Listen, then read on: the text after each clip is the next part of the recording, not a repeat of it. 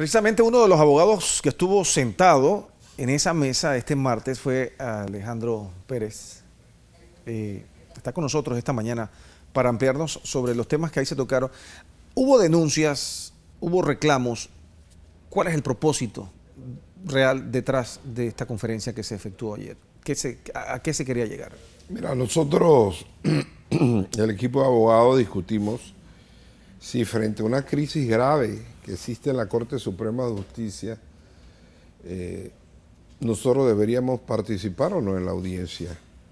Y ciertamente nosotros entendíamos que esta audiencia fue programada con la finalidad de desviar la atención de la grave crisis que enfrenta la Corte Suprema de Justicia. ¿Cuándo se tomó esa decisión? La semana pasada, fíjate, en el día de hoy, a la misma hora en que se da la audiencia de control solicitada por el magistrado fiscal Oiden Ortega, en la asamblea, en la comisión de credenciales, se están evacuando denuncias y querellas contra dos magistrados de la Corte Suprema de Justicia.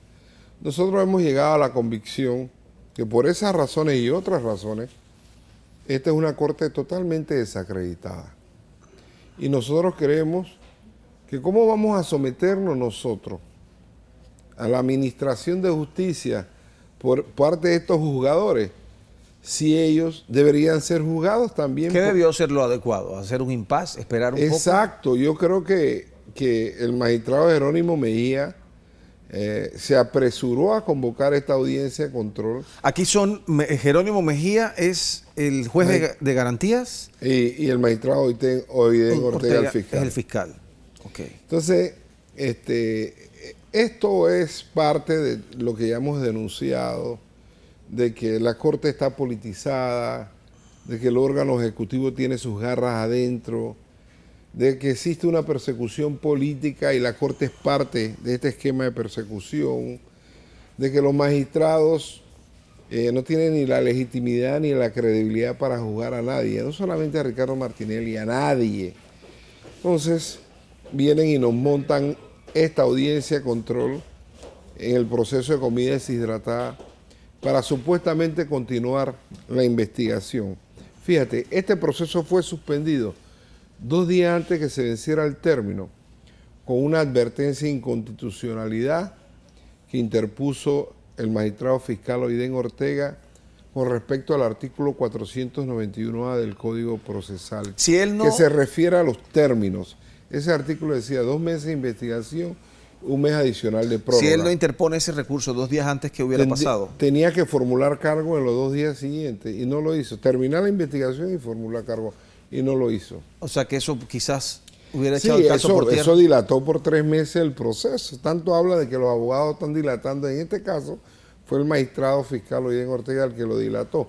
Declararon inconstitucional el artículo 491A, pero ya había sido aplicado en el proceso. Es una norma que beneficia al procesado. Estamos en la etapa de investigación. ¿Qué pretenden ahora? No sé, un día antes de que solicitara la advertencia de inconstitucionalidad, el magistrado Oiden Ortega emitió 60 solicitudes mediante oficio de diferentes entidades bancarias.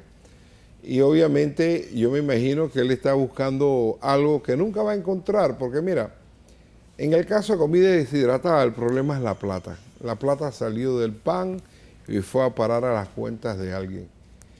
En esa ruta del dinero jamás van a encontrar a Ricardo Martinelli.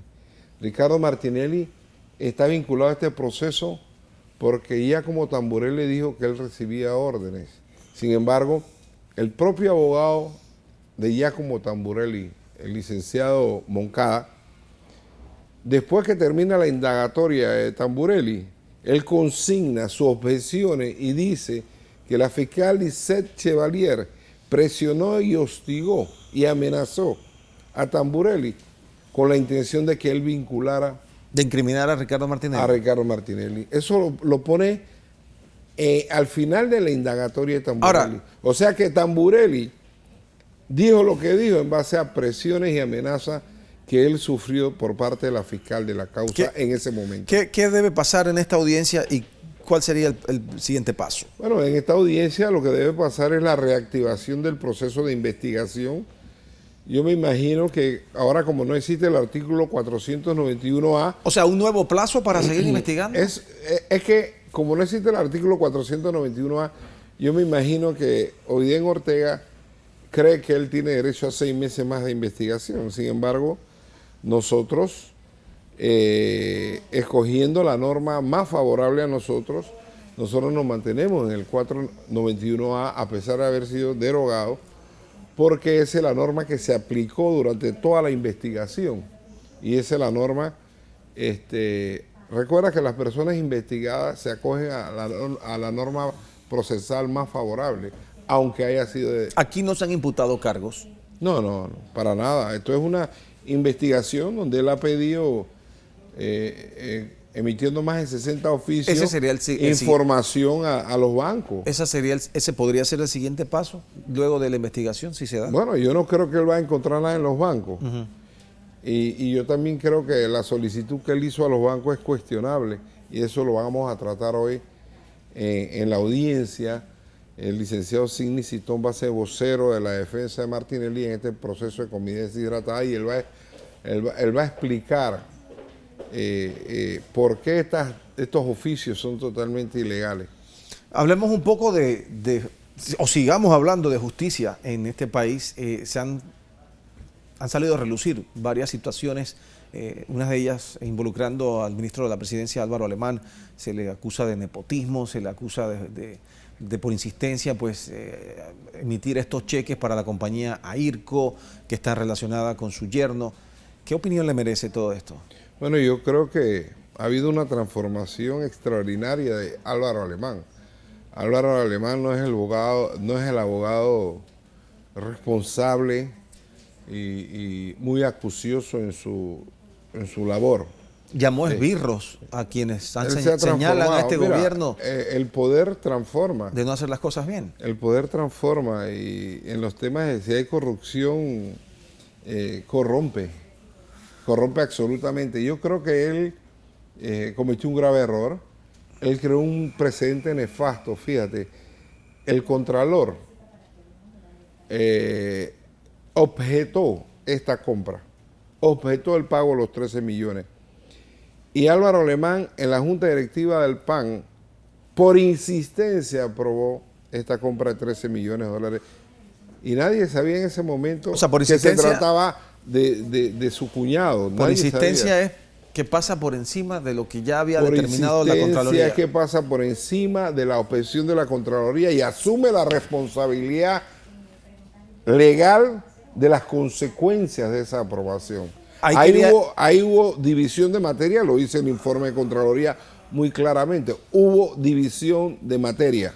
Ahí hubo contratación directa, y esa contratación directa se da con una persona relacionada familiarmente con el ministro Álvaro Alemán. Todo esto son irregularidades graves que en otro país, no en el país que vivimos del Tortugón, en otro país hubieran sido una noticia crímenes para iniciar una investigación criminal por peculado y por abuso de autoridad. Ya debería haber una investigación. Ya debería haber una investigación. Ahora, esta situación del ministro de la Presidencia de alguna manera exime o releva la responsabilidad del ministro Echelecu en el MIBIOT. Para nada. Porque ellos alegan que hicieron todo legalmente y que hicieron su solicitud como Dios manda, y que eso quedó en manos entonces del PAN y del señor Estanciola. Mira, como que quisieran limpiarse las manos acá. El director del PAN y el ministro de la Presidencia están vinculados a esta irregularidad, porque es una irregularidad. No lo decimos nosotros, los esbirros opositores, como dice el magistrado, el ministro Alemán. Lo dice el informe de la Contraloría, que hay irregularidades en ese acto público. Entonces, bueno, ni siquiera fue un acto público, fue una contratación directa. Entonces, lo peor de todo esto es que por esas mismas razones está preso Fran de Lima, por esas mismas razones. Con el agravante que Fran de Lima tiene un informe con la Contraloría favorable a él. Entonces, ¿de qué estamos hablando? Estamos hablando de gente que llegó al poder engañando al país. Estamos hablando de gente que hizo promesas que no están cumpliendo. Estamos hablando de gente que se está enriqueciendo. Esa es la razón por la que día a día vemos cada vez más personas que antes eran pues, apoyo al gobierno incondicional, saliendo en las redes sociales a criticar y a hablar sobre la administración del presidente Varela, específicamente el caso del señor Bobby Eisman, que públicamente declaró las situaciones y las irregularidades cuando antes acuerpaba totalmente a este gobierno. Mira, Varela y su gente, el varelismo, que no es panameñismo, el varelismo, siempre ha usado caretas. Por un lado te hacen ver una cosa y por el otro lado hacen cosas incluso ilegales. En este caso, poco a poco se han ido despojando de sus caretas y yo creo que en este caso ha habido una conducta muy valiente por parte del Contralor General de la República, Federico Homberg, que no es santo en mi devoción, pero tengo que reconocer que ha actuado con mucha responsabilidad.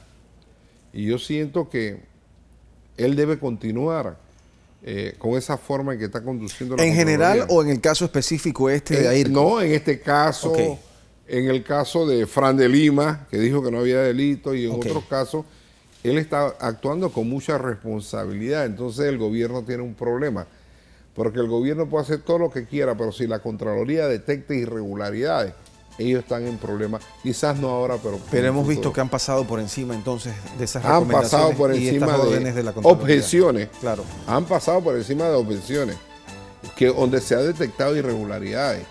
O sea, el hecho de que ellos por insistencia aprueben una compra no significa que la irregularidad desapareció. Muy bien, don Alejandro Pérez, gracias por pasar por acá y pues conversar con nosotros aquí en Next Noticias. Gracias.